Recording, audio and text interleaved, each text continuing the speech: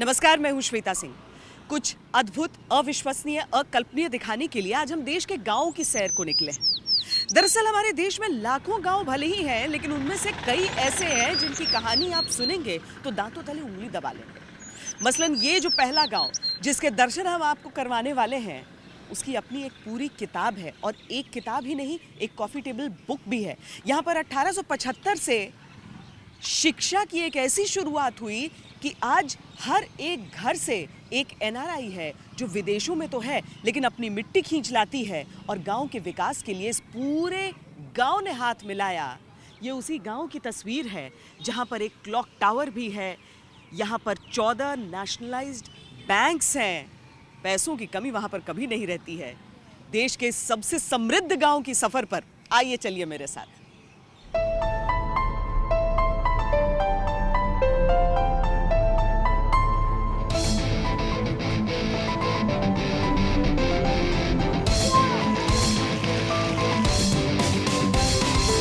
International exposure हमको बहुत पहले मिल गया था, तो ये डेवलपमेंट उसमें दिख रहा है। अब्रॉड में भी बहुत फेमस है। पॉल्यूशन नहीं है एंड चिल्ड्रन एंजॉय, बहुत उन्होंने मज़ा किया। कॉटेजेस बना है, जो बाहर से लोग आते हैं, एसी गेस्ट हाउस भी है। Peaceful life, fresh air. Patient को भगवान मान के चलाते हैं। यहाँ से हमारी वैन जाती है आसपास के गांव में, उसका हम ट्रीटमेंट करते हैं। ज़्यादा जैसे डेवलपिंग कराया करते हैं ऐसे। नहीं, सरकार की मदद ऐसे नहीं आती है। खुद से किया, अपने पैसों से किया, अपने बलबूते पर किया। सालाना 50 लाख का इनकम गांव को होता है इस ये जगह से, ये जगह जो कि बंजर जमीन थी, तो गांव को गांव रहने देना चाहिए। हमारे गांव को चरोतर का पेरिस बोलते हैं।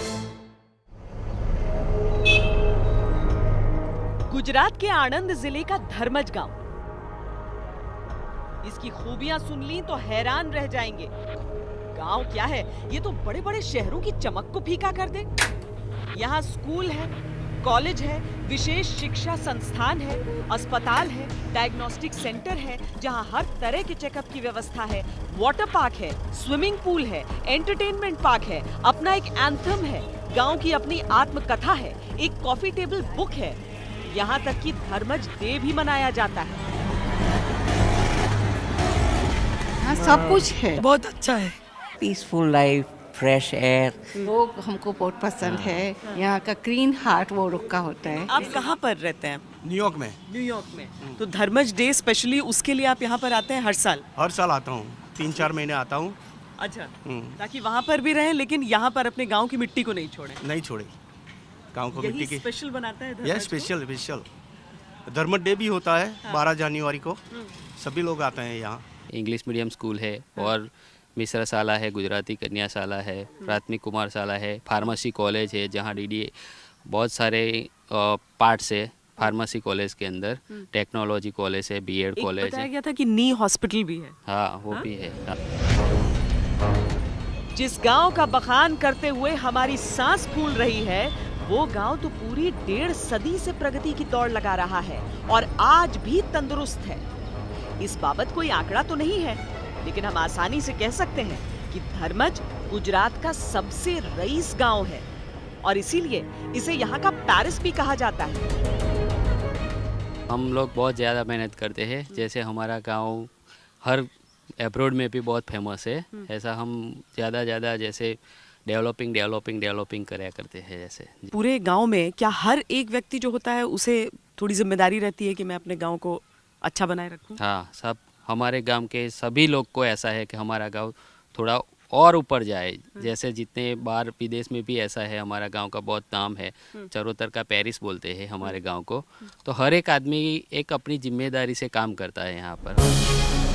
हम ये तो नहीं कहेंगे कि धर्मज गांव जैसा नहीं दिखता, क्योंकि यहाँ की शुद्ध आबो हवा, खेत खलिहानों में मिट्टी की अनमोल खुशबू है, लेकिन यहाँ की सुविधाएं खालिस शहरी हैं। जैसे ही हम गांव पहुंचे, चौक के पास गपशप करते हुए कुछ लोगों से मुलाकात हुई। धर्मज अलग क्यों है बाकी गांव से? क्योंकि इधर का जो सब एनआरआई है लोग, उन्होंने यहाँ पैसा डाला है और हमने अपने आप उस पैसे को डेवलपमेंट में डाल दिया है। और ज़्यादातर हमने शिक्षा के क्षेत्र में पैसा बहुत डाला हुआ है और आरोग्य में। आप लोग सबने मिलकर किया, सरकार ने मदद की कभी? नहीं, सरकार की मदद ऐसे नहीं आती है, बिल्कुल नहीं। खुद से किया, अपने पैसों से किया, अपने बलबूते पर किया। हम किसी पे डिपेंडेंट नहीं रहते, हमको जो जरूरत है वो हम खुद बना लेते हैं, खुद सोच लेते हैं क्या चाहिए क्या नहीं। हमें बताया गया कि हम गांव का एंटरटेनमेंट पार्क जरूर देखें, क्योंकि बड़े बड़े शहरों के स्कूली बच्चे वहां पिकनिक मनाने आते हैं। आप लोग कहाँ से आए? अहमदाबाद से। अहमदाबाद से यहाँ पर एक गांव में घूमने के लिए आए आप लोग? यहाँ का एटमॉस्फेयर बहुत अच्छा है। पोल्यूशन नहीं है? नहीं, पोल्यूशन नहीं है, नॉइज पोल्यूशन भी नहीं है, और यहाँ पे स्विमिंग, बोटिंग बच्चे को बहुत अच्छा लगता है। कितने बच्चों को लेकर आए आप लोग? 50 बच्चे। हम लोग यहाँ से तेजस विद्यालय से आए, पिकनिक फॉर फन। कहाँ पर है वो? वडोदरा। वडोदरा से यहाँ क्यों आते हैं फिर? Actually, just for picnic for our children. वाकई अद्भुत है कि कैसे अहमदाबाद और वडोदरा जैसे शहरों से धर्मज गांव आते हैं ये स्कूली बच्चे, और निराश भी नहीं होते, क्योंकि इसी पार्क में बोटिंग की भी पूरी व्यवस्था है और वाटर पार्क भी है। यहाँ पर कितना पैसा लगता है एक राइड करने का? एक राइड करने का 12 रुपीज़ है, स्विमिंग करने का ही 12 रुपीज़ है, बोटिंग करने का ही 12 रुपीज़ है, और एंट्री 3 रुपये है। सिटी में क्या है कि एक आदमी का 350 रुपया लेते हैं, यहाँ एक 100 रुपये लेके आते हैं, तो सब आदमी सब राइड करके चले जाते हैं। अच्छा, सब फैमिली। इतने सस्ते में हो जाता है सबका। धर्मज में ग्राम पंचायत आत्मनिर्भर है, यानी सरकार से कोई मदद नहीं ली जाती। आर्थिक स्वावलंबन के साथ ही धर्मज मिसाल भी है। पार्क की ये भूमि कभी बंजर थी। अच्छा, ये जो सीवेज का पानी होता है, वैसे प्रॉब्लम होता है छोटे गांवों के लिए कि उसको कहाँ डालें, तो हमारे पुरखों ने ये बंजर जमीन को लेवल लैंड करके उसमें ये पानी डाल के घास चारा उगाने का एक बहुत बड़ा प्रकल्प किया, और इसको देख के गुजरात और गुजरात के बाहर छत्तीसगढ़ और प्रदेश के गाँवों ने भी इसको रेप्लिकेट करना शुरू किया है। कहानी यही खत्म नहीं होती। इस पार्क से पंचायत को कितनी कमाई होती है, जरा वो भी सुन लीजिए।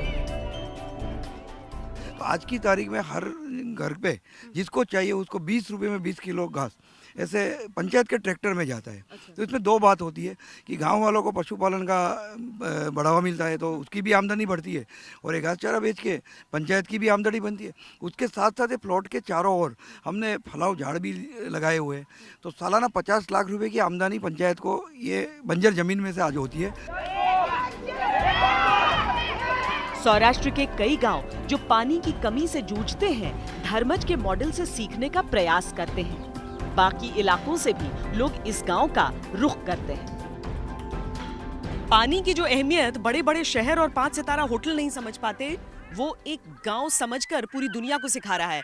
ये जो आप तालाब जैसा देख रहे हैं मेरे पीछे, ये दरअसल जो स्विमिंग पूल आपकी तस्वीरें हमने आपको दिखाई थी, वहां से वो पानी पाइप के जरिए यहाँ लाया जाता है और उसके बाद इसके जरिए सींचे जाते हैं वो सारे खेत।